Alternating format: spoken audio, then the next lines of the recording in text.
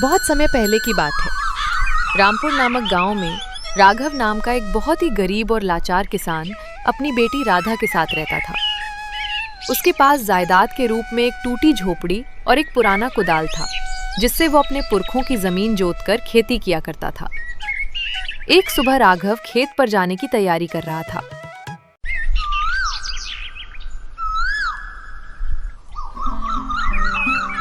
राधा बेटी, मैं खेत में काम करने जा रहा हूँ और हाँ, मुझे आने में शाम हो सकती है, इसलिए तुम घर का सारा काम और खाना बनाकर तैयार रखना। मैं लौटते ही खाना खा लूंगा। और हाँ, तुम राह मत ताकना, ज्यादा रात हो तो सो जाना, क्योंकि इस बार फसल लगाना बहुत आवश्यक है। अब मैं चलता हूँ। लेकिन पिताजी, खाना कैसे बनाऊंगी? कल ही सारा राशन खत्म हो चुका था। अब अगर खाने को कुछ बचा है तो वो कल की 2 रोटियां हैं। अब इसे मैं खाऊं या आप? राघव के पास राशन खत्म हो चुका था। अब उसके पास 2 रास्ते थे, या तो वो खुद खा लेता या अपनी बेटी को दे देता। राधा बेटी, मुझे अभी भूख नहीं है। जब खेत से लौटूंगा तब मैं कुछ जुगाड़ लगा लूंगा, लेकिन अभी के लिए तुम वो रोटी खा लो। अब मैं चलता हूँ, खेत में बहुत काम है। इतना कहकर राघव खेतों में निकल जाता है। उसे 2 चिंताएं सता रही थी, फसल लगाना और अगले वक्त का भोजन जुटाना। वो निराश होकर कुदाल चलाने लगता है। तभी वहां उस इलाके का लालची सेठ करोड़मल अपने नौकर लल्लू के साथ आ जाता है। राघव को मेहनत करते देख वो एक योजना बनाता है। अरे लल्लू, देखो तो राघव कितनी मेहनत कर रहा है, लेकिन ये मेहनत मुझे खटक रही है, क्योंकि ये मेरे अंडर काम नहीं कर रहा है। पूरे गांव में बस यही एक जमीन बची है जो मेरे नाम नहीं है। आज किसी भी हालत में इस जमीन को अपना बनाकर रहूंगा। लेकिन मालिक, जहां तक मुझे पता है राघव मर जाएगा, लेकिन अपनी पुश्तैनी जमीन कभी नहीं देगा। उसके लिए आपको सब्र करना होगा। कभी ना कभी उसे आपकी जरूरत पड़ेगी और उसी का फायदा उठाकर आप उसकी जमीन हथिया लेना। नहीं नहीं लल्लू, अब मैं और सब्र नहीं कर सकता। आज कैसे भी इसका जमीन हथिया कर ही रहूंगा, क्योंकि किसी भी इंसान की कोई ना कोई मजबूरी जरूर होती है। देखो राघव कितना परेशान लग रहा है। चलो, अब हमारा काम बन गया। सेठ करोड़मल बहुत ही बेईमान था। वो राघव के पास जाकर हमदर्दी जताने का नाटक करता है। अरे राघव, आजकल तुम्हें देख रहा हूं, बहुत उखरे उखरे से रह रहे हो। क्या बात है? घर में कोई समस्या है या पैसों की बात है? देखो राघव, तुम्हें कोई भी परेशानी हो बेहिचक मुझे बता सकते हो। आखिर गरीब बेबस की मदद करना हमारा फर्ज है। कुछ नहीं सेठ जी, बस घर में राशन खत्म हो गया है। अगर आप हम पर थोड़ा कुछ नहीं सेठ जी, बस घर में राशन खत्म हो गया है। अगर आप हम पर थोड़ा रहम करें और कुछ पैसे उधार दे दें तो बड़ी मेहरबानी होगी। जब फसल तैयार होगी तो मैं आपका कर्ज चुका दूंगा। अरे राघव, तुम चिंता मत करो। तुम और तुम्हारी बेटी कभी भूखे नहीं रहोगे।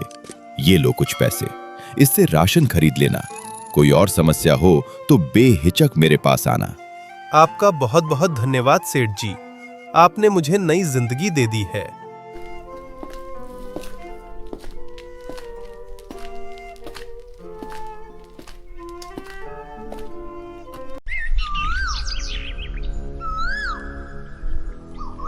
मालिक, आपने उसे बिना किसी फायदे के पैसे क्यों दे दिए? आपने तो कहा था जमीन हथिया लेंगे। अरे लल्लू, तू बेवकूफ ही रहेगा। अगर मैं अभी जमीन मांगता तो वो भूखा रह जाता, पर जमीन नहीं देता। अब जिस दिन फसल तैयार होगी वो कर्ज चुकाने के लिए अनाज बेचेगा, और तब मैं ऐसी चाल चलूंगा कि उसे अपनी जमीन मुझे देनी ही पड़ेगी।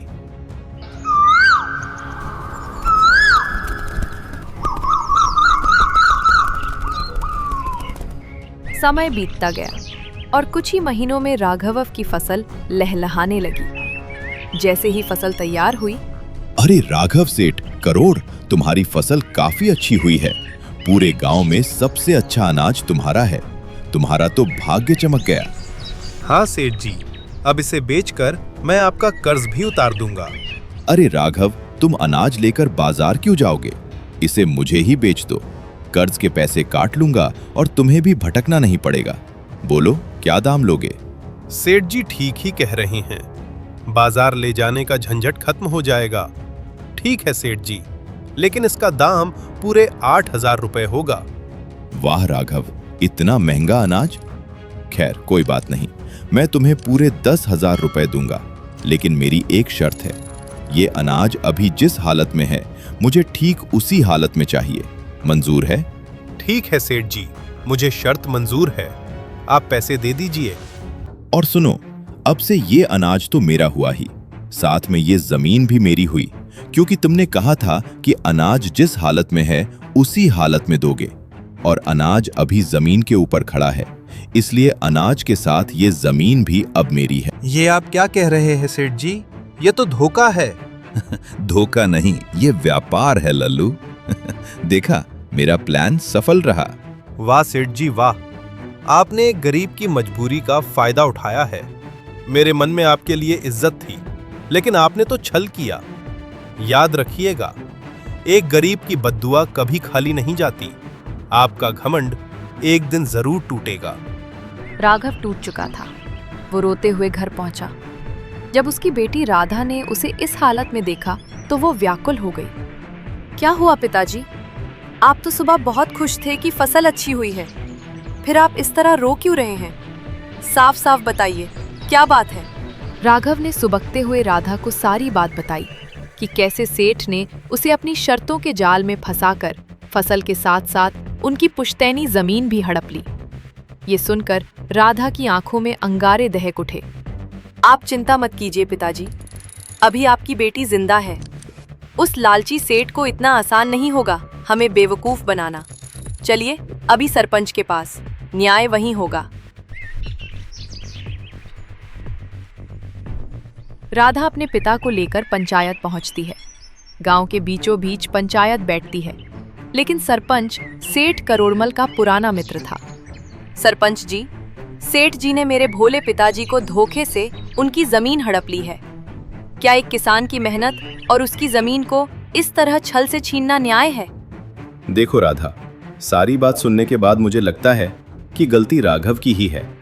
सेठ ने शर्त रखी थी कि वो अनाज जिस हालत में है उसी हालत में खरीदेगा, और राघव ने पैसे लेकर सौदा पक्का किया। कानूनन अब वो जमीन और अनाज सेठ का है। पंचायत का यही फैसला है। राधा और राघव निराश होकर घर लौट आए। राघव इस सदमे को बर्दाश्त नहीं कर पाया। अपनी जमीन खोने के गम में उसी रात उसे दिल का दौरा पड़ा और वो अपनी बेटी को अकेला छोड़कर इस दुनिया से चला गया। हे भगवान, ये क्या किया आपने? उस पापी सेठ की वजह से मेरे पिता की जान गई है। अब मैं उसे नहीं छोड़ूंगी। अब उसका पाला एक पढ़ी लिखी लड़की से पड़ेगा। अब उसकी उल्टी गिनती शुरू।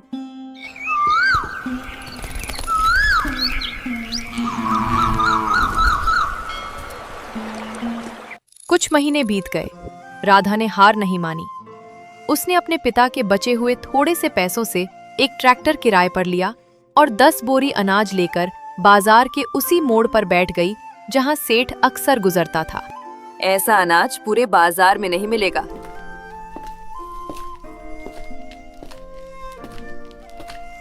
अरे लल्लू, देखो तो, ये वही राघव की लड़की है। सस्ते में अनाज बेच रही है। क्यों ना इसे भी अपनी बुद्धि से ठगा जाए। सेठ राधा के पास पहुंचता है, ये जानते हुए भी कि वो उसे लूटने आया है। राधा मन ही मन मुस्कुराती है।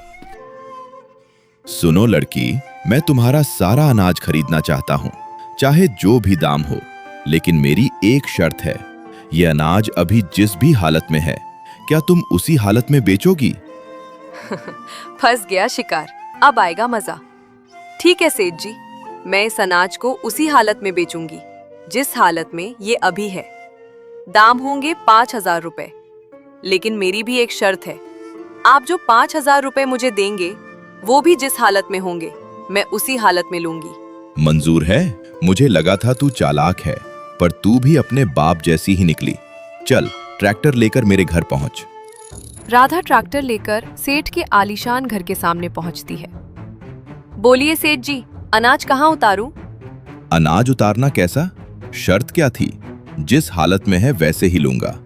अनाज ट्रैक्टर पर है, इसलिए अब से अनाज के साथ ये ट्रैक्टर भी मेरा हुआ। ठीक है सेठ जी, आप अनाज और ट्रैक्टर दोनों रख लीजिए। अब मेरा पैसा दीजिए। रुको, अभी तिजोरी से पैसे लेकर आता हूँ। ठहरिए सेठ जी, शायद आप अपनी शर्त भूल रहे हैं। मेरी शर्त थी कि पैसे जिस हालत में होंगे मैं उसी हालत में लूंगी। आपके पैसे अभी आपके घर के अंदर तिजोरी में हैं, इसलिए शर्त के मुताबिक अब उन पैसों के साथ आपका ये पूरा घर भी मेरा हुआ। क्या क्या बकवास कर रही है? 5,000 के बदले मेरा घर? क्यों सेठ जी, आपने अनाज के बदले जमीन ली थी तो मैंने पैसों के बदले घर मांग लिया। चलिए अब पंचायत में देखते हैं सरपंच जी अब क्या फैसला करते हैं।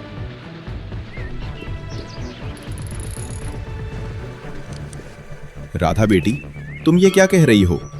5,000 रुपए के लिए किसी का घर लेना तो सरासर नाइंसाफी है। नाइंसाफी?